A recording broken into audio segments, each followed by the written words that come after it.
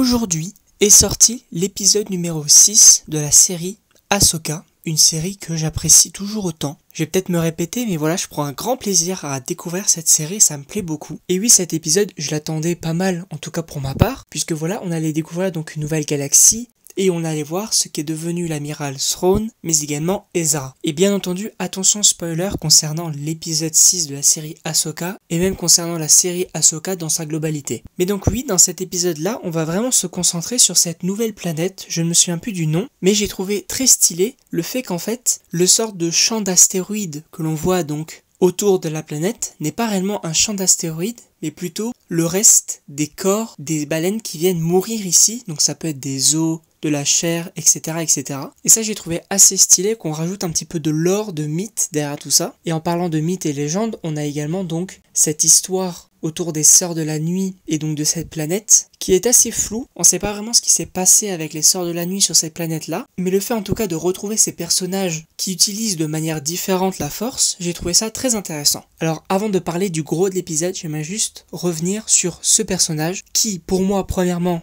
est très intéressant. Deuxièmement, c'est un très bon antagoniste. Et troisièmement, il pue le charisme. Je suis désolé. Mais donc maintenant, on va bien sûr parler de l'amiral Thrawn qui fait son retour. Et en tout cas pour ma part, j'ai vraiment trouvé ça très stylé. Le fait qu'on revoie le destroyer stellaire dans lequel il avait disparu, et donc voilà, on va le retrouver donc en mauvais état, en réparation, etc.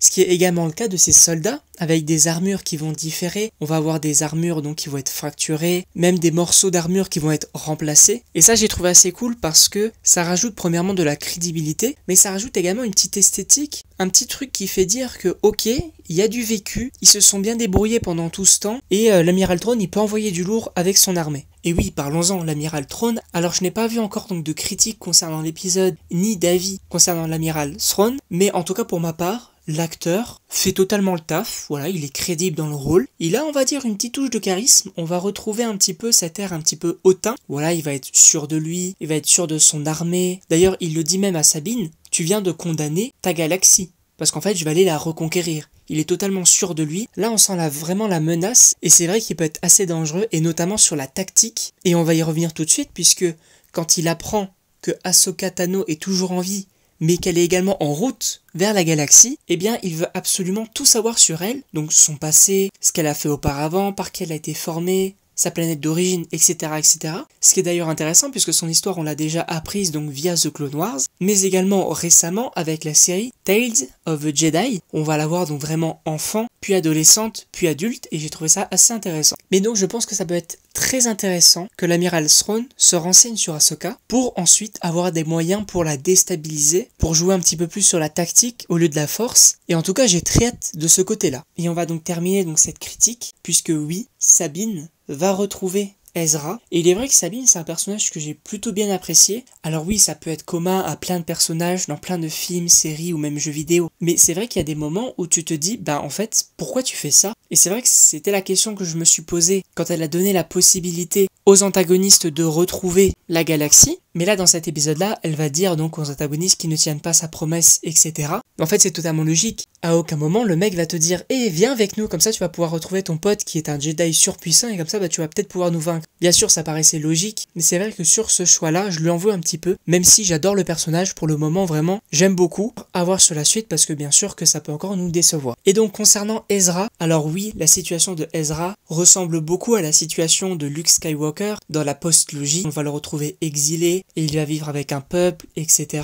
Mais je veux dire que j'ai quand même très hâte de savoir ce qu'il est devenu, ce qu'il a appris, est-ce qu'il est encore plus puissant, puisque au niveau de la force, je pense que voilà, il a pu gagner en puissance, mais est-ce qu'il n'a pas perdu la main concernant donc son sabre laser, puisque donc il ne l'avait plus. Alors est-ce qu'il a pu s'entraîner avec un bâton ou je sais pas quoi, mais j'ai très hâte de voir donc ce qu'il a pu apprendre et s'il a gagné en puissance. Et juste pour terminer, j'avais une petite théorie, voilà, une mini théorie sur la suite. Vous savez, le maître et l'apprenti donc ils vont pourchasser Sabine. À mon avis, étant donné qu'il va y avoir clairement des désaccords entre Thrawn et les Sœurs de la Nuit, et donc ces personnages-là, je pense très clairement qu'il va y avoir une mini-alliance entre guillemets entre Ahsoka, Sabine et Ezra, avec justement donc le maître et l'apprenti pour combattre Thrawn et les sorcières de la nuit. Puisque voilà, on va avoir d'autant plus d'histoires concernant donc le maître qui a été un Jedi, qui a vu l'Empire Jedi brûler, Et donc je pense que de ce côté-là, il peut y avoir une petite alliance, un petit affrontement très sympathique, mais j'ai très hâte pour la suite. Et je sais pas ce que vous en pensez, mais bien sûr, n'hésitez pas à mettre en commentaire votre avis sur l'épisode,